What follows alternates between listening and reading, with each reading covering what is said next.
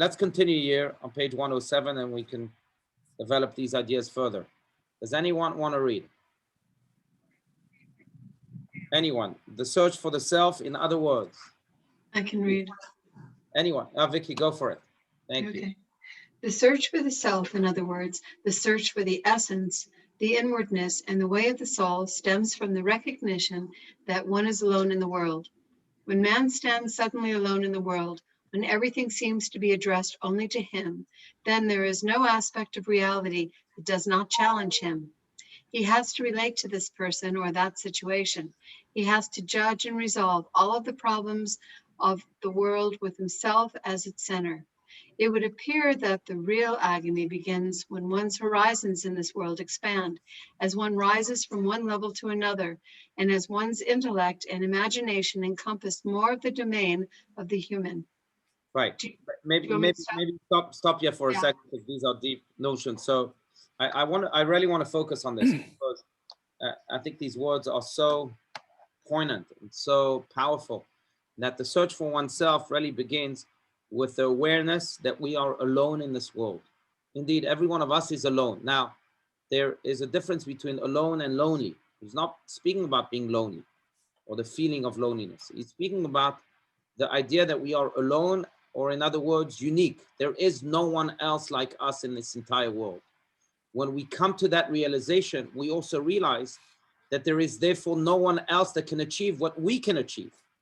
Because only we can achieve what we can achieve in the way we can achieve it, in the unique way that we are built. There's no one else that can achieve that mission that I personally uniquely have.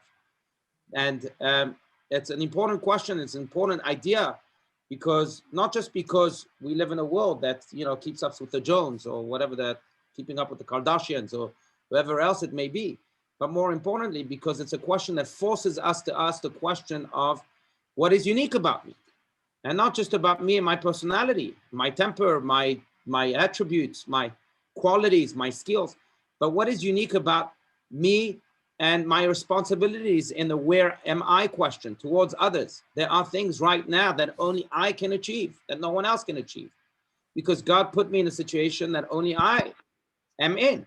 No one else is in this situation. There's one of the great responses of the Maggid of Mezrich, the famed student of the Baal Shem Tov, the founder of the Hasidic movement, to a student who once came to complain to him that the world is becoming terrible because atheism is controlling the world. There's so many atheists everywhere. And he came to complain, of course, the Maggid of Mezrich, who was a believer in God, more than a believer in God, he was one with God in so many ways, that atheism is a terrible thing. And the Maggid of Mezrich, in a brilliant way, responded, "Or who says that atheism is such a terrible thing?" And the student was stunned. He said, "What do you mean? Don't you believe in God? Atheism fights that." He says, "No, I don't think it's such a terrible thing. Because, for example, let's say you're walking in the street and you see a beggar asking for money.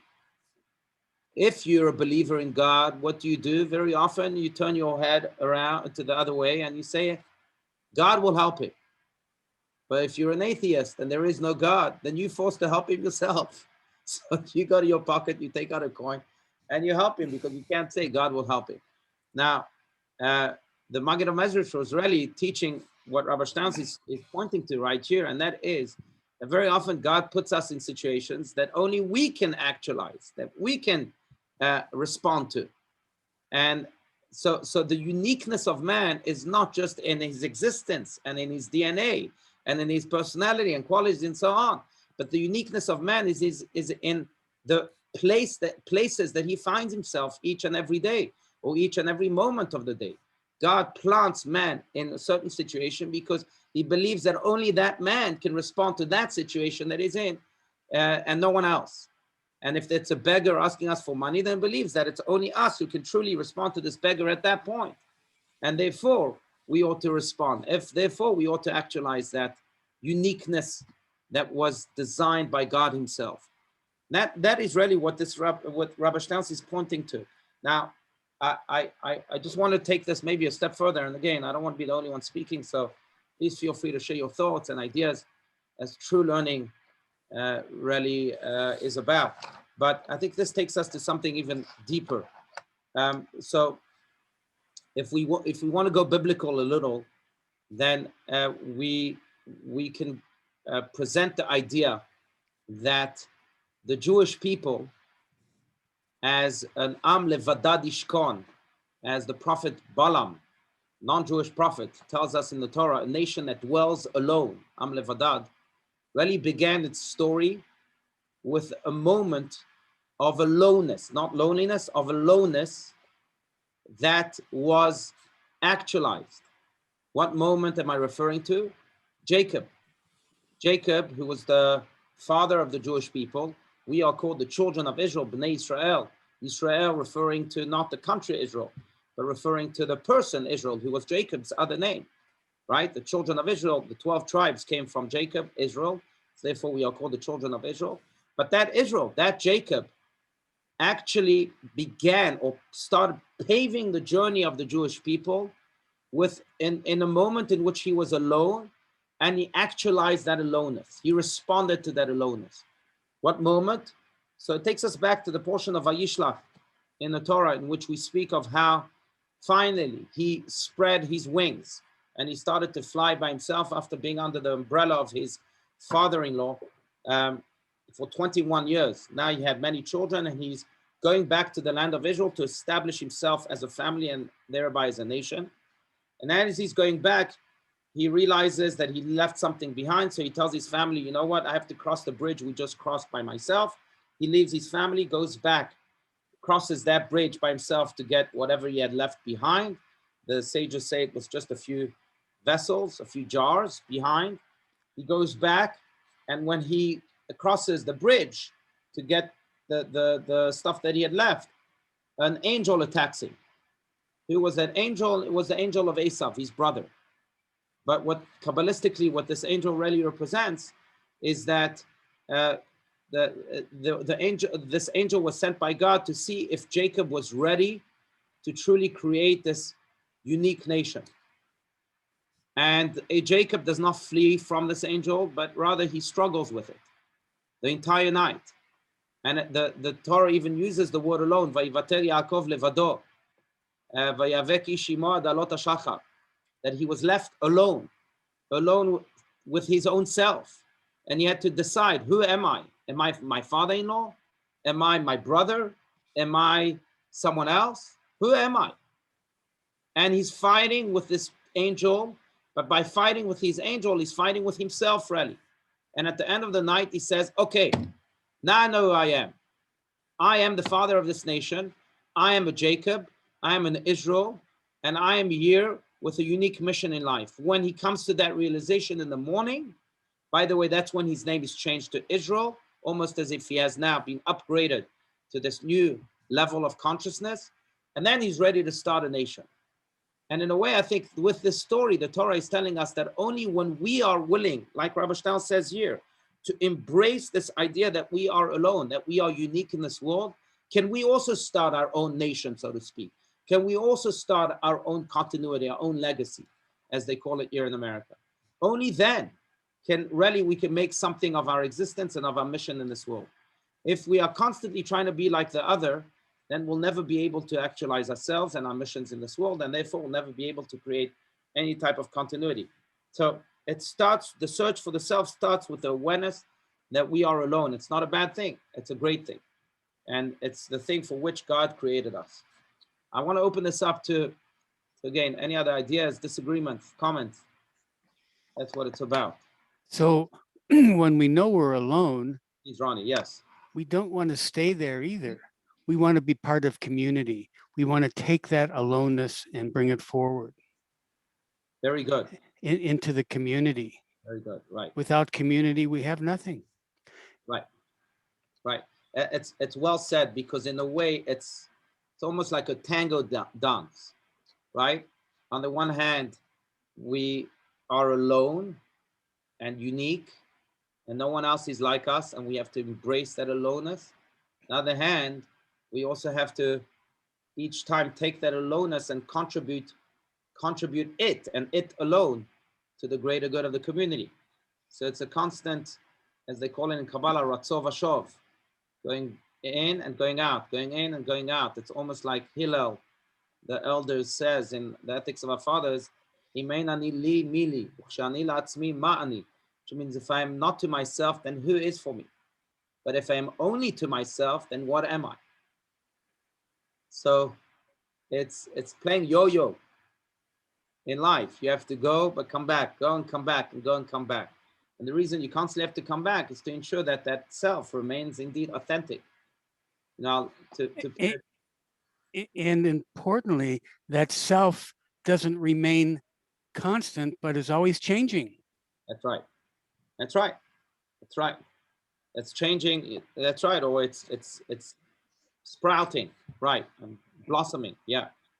I'll share with you this piece of advice. Speaking of Rabbi Steinsaltz and his book here, but I have a very dear friend who's become a world lecturer and very sought after. And he, at the beginning of his journey, went to Rabbi Steinsaltz to ask for his advice. He was becoming this world lecturer, and Rabbi Steinsaltz told him a few things. One of the things Rabbi Steinsaltz said is that being a lecturer sometimes, and excuse the language, but Rabbi Steinsaltz is very forthright, and this is said, of course, in a very holy manner. So don't take it in any. You have to know Rabbi Steinsaltz to know where he came from, right? But so don't take it in any other way. So he told this lecturer that being a lecturer is very often being a prostitute. And the man was shocked. He said, "What do you mean, Rabbi?" Rabbi Steinsaltz says is that that just like a prostitute, you'll go to all sorts of places. They might even pay you well, but at the end of the day, they'll close the door and forget about you. So, and this was the punchline of Rabbi Steinsaltz. So please make sure to surround yourself with people who truly care about you and can at the same time keep you in check. And the man says that this was one of the best pieces of advice he's ever received. Why? Because indeed, when you're this lecturer and you're all over the world and people are giving you rounds of applause and paying you well or whatever it may be, you get lost in this illusion that, oh, okay, I'm now a man of the world, and therefore, I'm lost in these waves. But again, you have to make sure that you keep yourself in check, that aloneness is not lost in those waves of applause that you may receive from others. And it's true for lecturers. I think it's true for every single human being. Part of the difficulty in the human experience of life itself is this idea that I am called to be a contributor to this world in my own way, but I cannot lose myself in that world that I'm contributing myself to. And I think this is one of the greatest challenges. I have to be a giver of this world, but I can't lose myself as I'm giving. I have to also remain true to who I am and constantly go back to that self to refine it and to grow it. The Ratzov Vashov. King Solomon says in a Song of Songs, Samuni notera et hakaramim karmi sheli lo natarti. The Song of Songs was read during Passover, as is the Jewish custom. But what this means is that people have placed me as the guardian of vineyards, but I forgot to guard my own vineyard. Sometimes you find you guard everyone else's vineyards, but you forget about your own vineyard. And that's why this tango dance is so essential to life. Rabbi. Yeah. Oh, yes, Gila. Oh, Gila, so yeah, it just occurred that, sorry, when you talk about people that are, in the world in a very sort of forceful way, they're lecturing, they're influencers. And we've all met people that are like that. Yeah. And we've gone to conferences and we've attended all kinds of, activities and seminars and all that kind of stuff. And obviously there's a performance aspect to talking to groups, talking to, being well known, being known around the world. So where the performance ends, authenticity begins. And so one of the things that I've always found remarkable is if I've attended let's say a large conference and there's been maybe 500 people and the speaker is fantastic, doing a great job. But then when you speak to this person one-on-one, they don't see you. They see the audience, they see the masses, and they don't see you as an individual, and they can't relate to you. Well, they should be able to, some can, some can't. But I'm always surprised at this, this glorious presentation where, you're really impressed with this person. And then you want to have a couple of words face to face with this one individual, and they're glassy, their eyes are glazed over, they don't see you. So I think there's a danger to, and I think the authenticity piece of what you're saying is that when the ego becomes a little inflated, then the aloneness starts to perhaps shrink a little bit. I'm not sure. Right. No, that's true. I mean, I think it's true not just for lecturers and for everyone else. It's true even for people who face a computer all day long and that's all they do. They become their computer instead of, staying true to who they are. It's true, I think, for anyone and everyone that we can, unfortunately, that's one of the great curses of our society, that we don't know who we are. And this is exactly why Rabbi Steinsaltz is speaking about this in the search to oneself. That, you ask someone, who are you? They'll give you their business card. That's what they'll do. But that's not who you are. I think that's why some people who, God forbid, lose their job, and it's a terrible thing to lose your job. But those people who can't snap out of that are people who their job had become their identity. And that's why it's so hard for them to snap out of it. Now, regardless of what their job is, whether they're lecturers or not, but you're right, in performance-based jobs, it's much harder for these people. I mean, the allure is much stronger, and therefore the pull to lose yourself is also more dangerous. But I think it exists in every type of job. You're right. Now, I will say this, and I think that what Rabbi Steinsaltz was saying to this man, to this lecturer, is that not only do you have to have people that truly love you, but also that keep you in check. Sometimes you can't keep yourself in check. And that, I think, is the other part of the advice of Rabbi Steinsaltz. Sometimes you need mentors to keep you in check, or people that truly care about you to keep you in check. We are sometimes too subjective towards ourselves, or too blind towards ourselves. So the other part of this advice is that sometimes playing tango just by yourself doesn't work. You really need people to keep you in check. Yeah. Vicky, please, yes. So somehow this reminded me, now I am a product of the 60s, early 70s. Rabbi, I know that you don't know what that means, but it's for those of us who are, people used to move to California or to the West to find themselves, only to find that they followed themselves out because they didn't know who they were.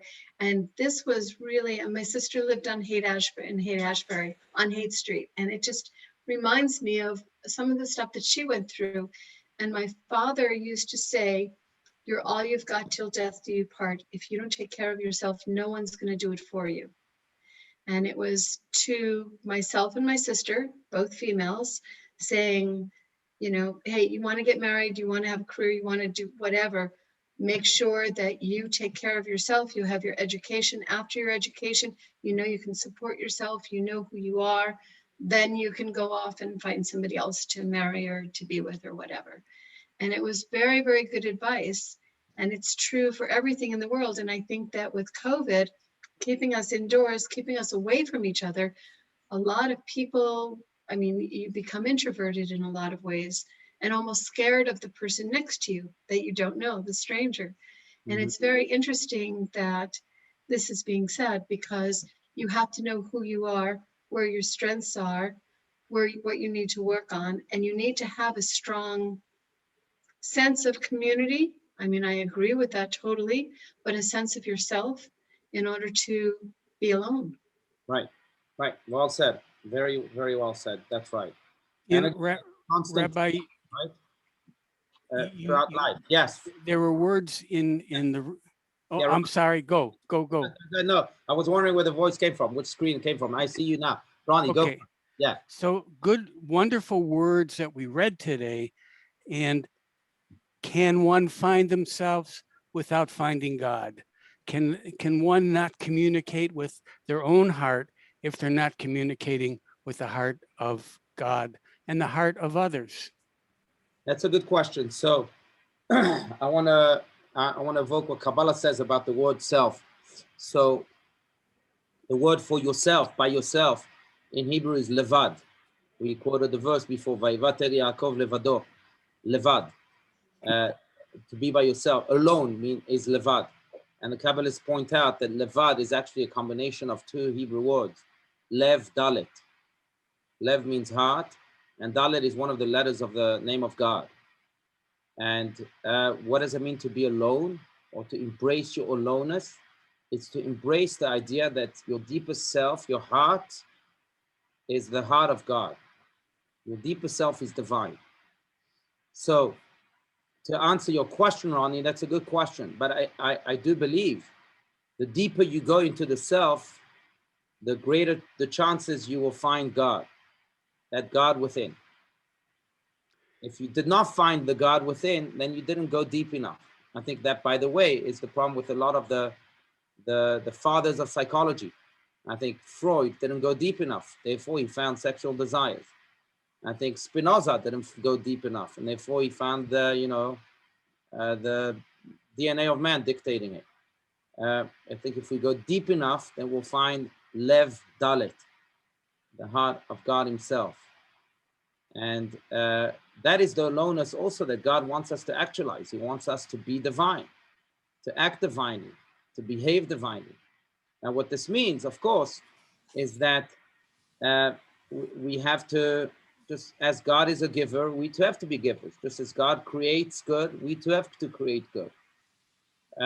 That's what the soul wants. The soul doesn't want to take, the soul wants to give. But on the other hand, again, you have to keep in check. You have to develop that divinity too by praying, by doing divine self-acts too. And what about the word trusting? Trusting is a good word. Trusting the God within, is that what you're referring to?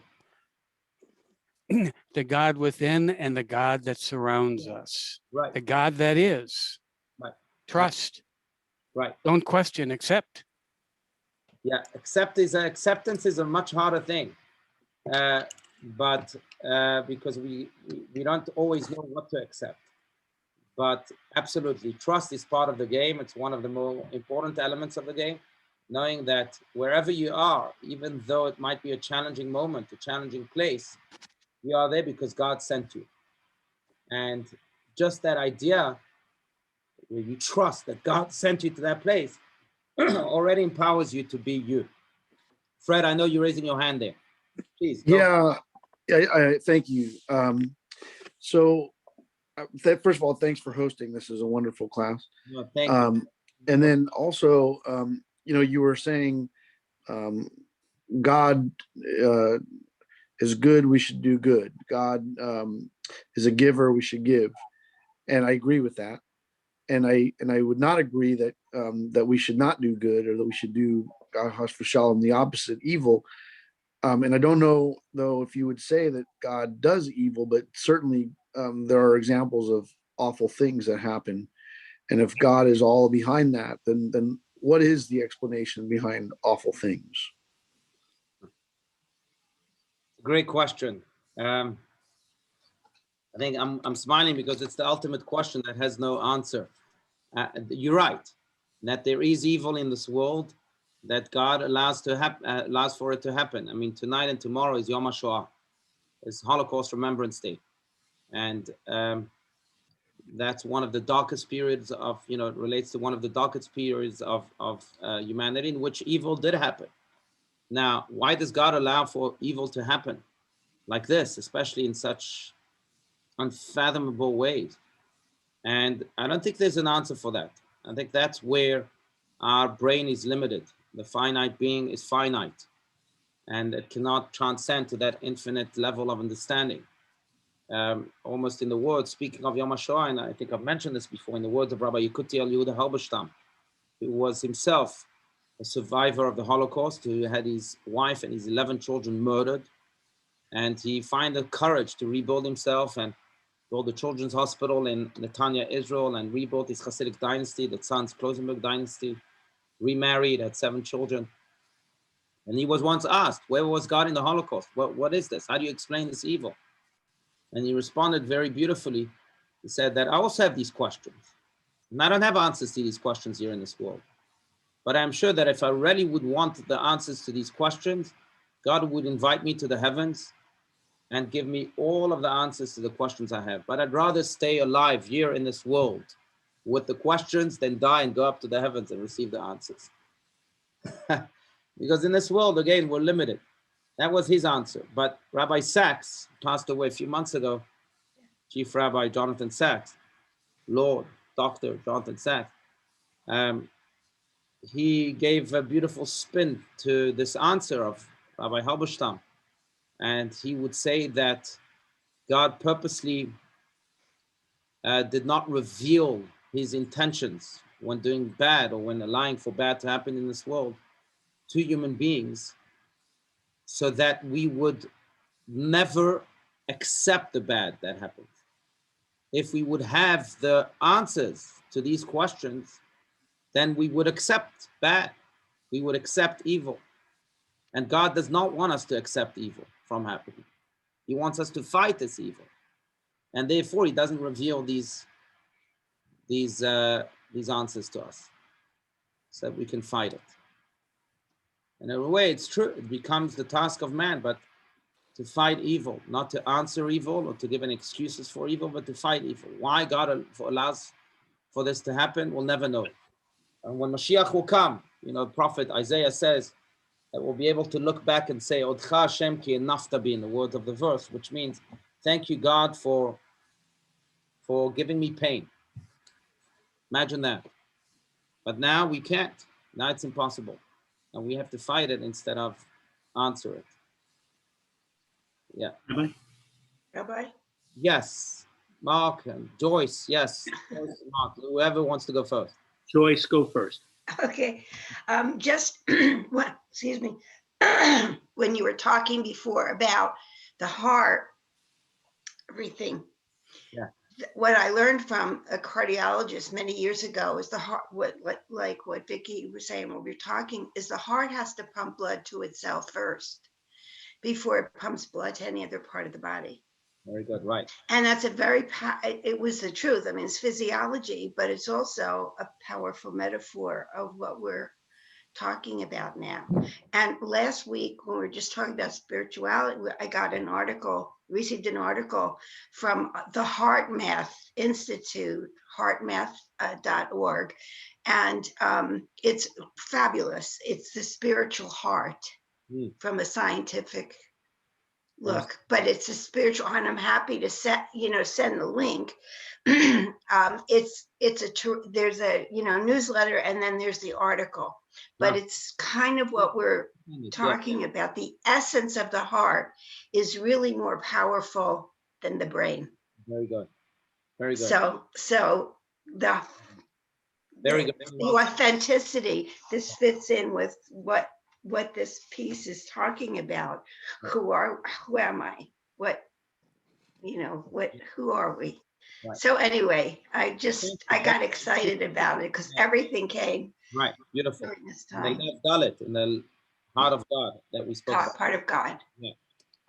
Mark, yes. So quick question. Yeah.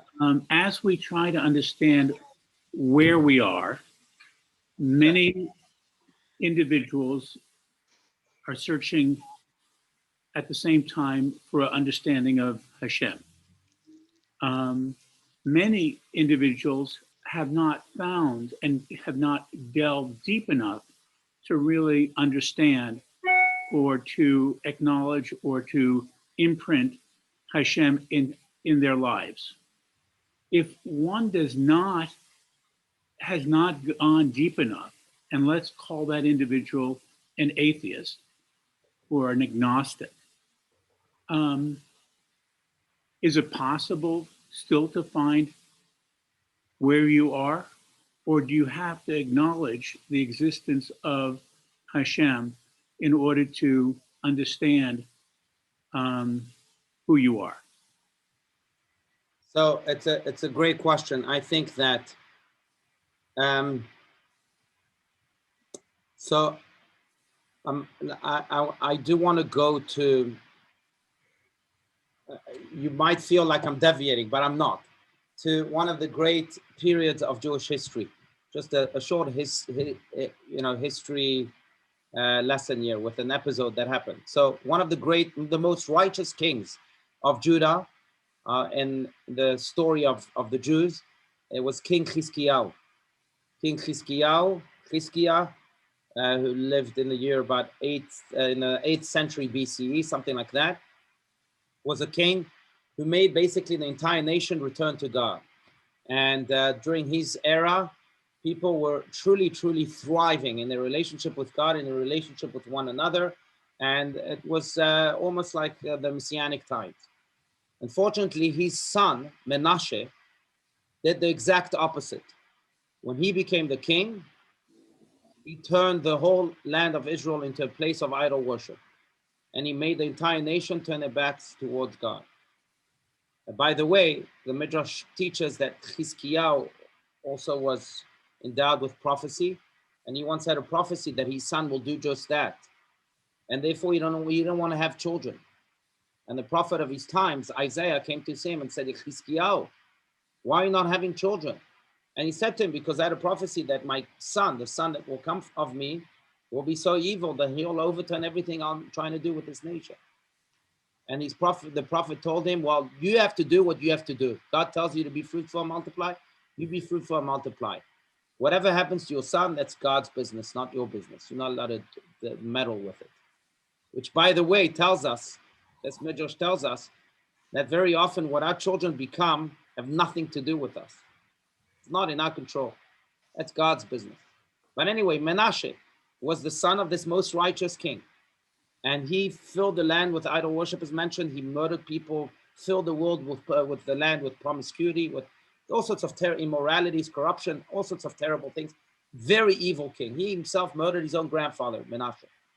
Evil.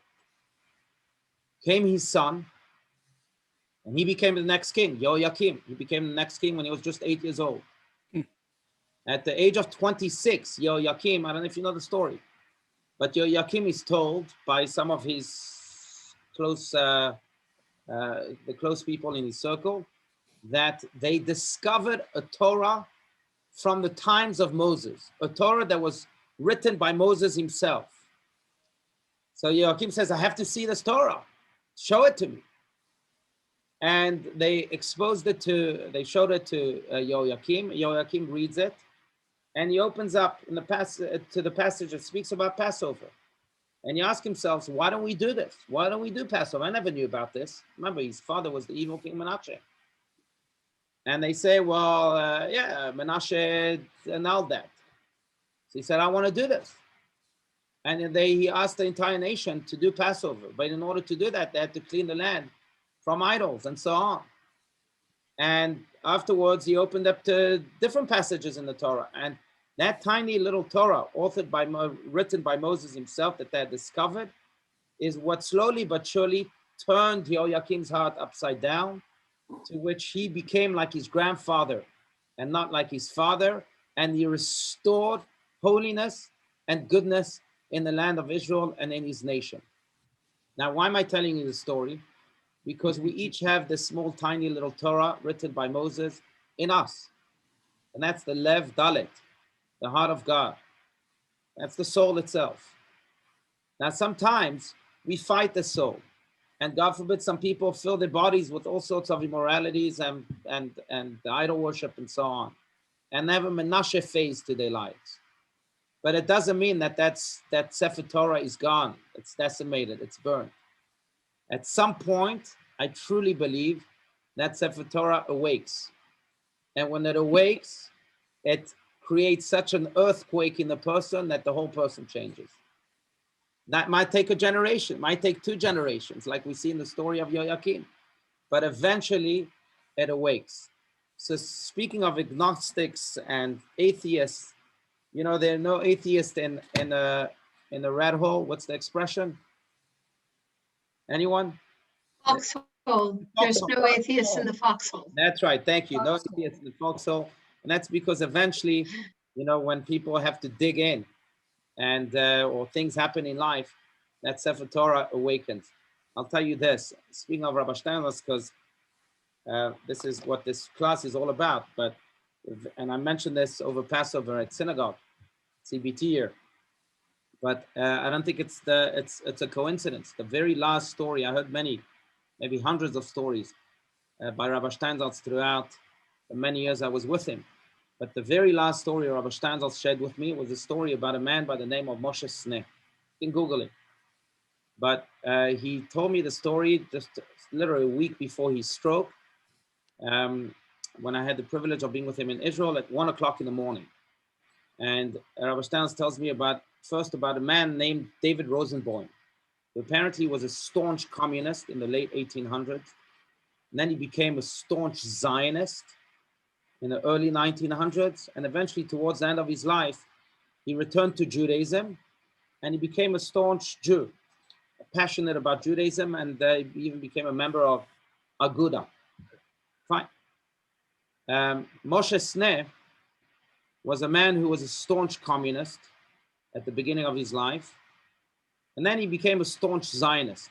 And one day Rabbi Steinsaltz was with him on a TV set being interviewed.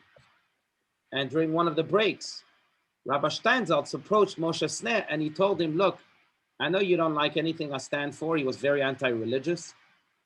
But I have to tell you, Moshe, you remind me of David Rosenbaum. At first he was a staunch communist, like you at the beginning of your life, and then became a staunch Zionist, like you right now. But you missing step 3. David Rosenbaum then became a passionate Jew. When is this step coming for you? And, you know, with the typical Rabbi Steinsaltz chutzpah, and Moshe Sneh gave him an answer that Rabbi Steinsaltz told me he didn't expect so much. He turned very serious. He looked at him directly throughout his glasses. That's the way Rabbi Steinsaltz said it, through his glasses. And he told him, Adin, you won't believe me, but that step is much, much closer than you may think. Now, this was a man who fought against anything religious in Israel. Now, unfortunately, he died a few months after this TV interview. But when he died, they were stunned to discover that he had asked just a few weeks beforehand that he has a halachic funeral, a Jewish funeral according to Jewish law. This was Moshe Sneh that people thought was so against anything halakha, anything Jewish law teaches. And he had asked Rabbi Steinsaltz indeed to organize his funeral. Why? Because he had an awakening. That Sefer Torah at one point awoke. He might have been a staunch communist, might have been a staunch Zionist without any really connection to his own Judaism, but eventually became, or somewhat he showed signs that he was returning. And Rabbi Steinsaltz concluded the story by saying that I am a believer, a complete believer, that everyone is on a trajectory, everyone, without any exception, everyone is on a trajectory to returning to their true self. But what can I do, in the words of Rabbi Steinsaltz, that some people die too soon. That's all. So that's to answer your question. I am a believer like Rabbi Steinsaltz, that people will return to that Sefer Torah, to that Lev Dalit, to that heart of God. Yeah. Any other comments, questions? We can continue a few more lines here. Okay, so let's continue maybe just 1 or 2 more lines. We're at the very bottom of page 107 here. And we're at the words that say with external reality. The very last word on the page. Does anyone want to continue? Maybe another 2 or 3 lines. Anyone? Vicky, you want to continue? Go for it. Let somebody else do it this time. Okay, anyone else? Rabbi, I'll do it, but where exactly? I thought we were at, it would appear. Oh, maybe I turned, I'm sorry, maybe. Oh, it would appear, gotcha. Yeah. I'm sorry. If we're there, then I'm fine, because I didn't know where you were. Okay. I'm sorry. Yeah. Aren't you at the very bottom of the page? Bottom of Okay. It would appear that the real agony begins when one's horizon in this world expand, and then the line after that with. Right. Maybe it would appear, is that what you're up to? Yes. Yes, so sure. Shall I, Rabbi? It would appear, Yes. it would appear that the real agony begins when one's horizons in this world expand, as one rises from one level to another, and as one's intellect and imagination encompass more of the domain of the human. With external reality pressing heavily on man, the physical, the philosophical, the psychological questions only intensify the urgency of the basic question of the self. Right. Okay. So let's end here. But I want to say this, and I heard this also from Rabbi Steinsaltz, that people have two faces all in all, right? You have the external face, which is the way you interact with this world. And then you have your internal face, which is the way you interact with yourself. And therefore, one can be one's best friend, or one can be one's worst friend, worst friend. If you define yourself by your external self, eventually you'll become your worst friend, your own worst friend. If you define yourself by your internal face, then you can become your best friend, your own best friend. Why? Because that internal face is that face that speaks about the higher self, your higher self, your lev dalit, as mentioned. The external face is the face that accumulates all of the world's troubles and all of the world's stress and tension and all of the world's interactions that might be very negative. And that can pull you down. So if you define yourself by your external face, you can be pulled down, and that external face will become your worst friend. If you define yourself by your internal face, then you'll become your best friend. You'll remind of yourself of how high you are, not how low you are. How high you can, how much you can achieve, not how you can't achieve. And that's really the goal of, even though our external face very much exists, and even our external face very much expresses itself in this world, we cannot forget our internal face, that lev dalit. And when we find our internal face, then the external face begins to change. Very well said. And that internal face then eventually influences the external face. And that's the goal of having the internal face influence the external face, and not having the external face influence the internal one.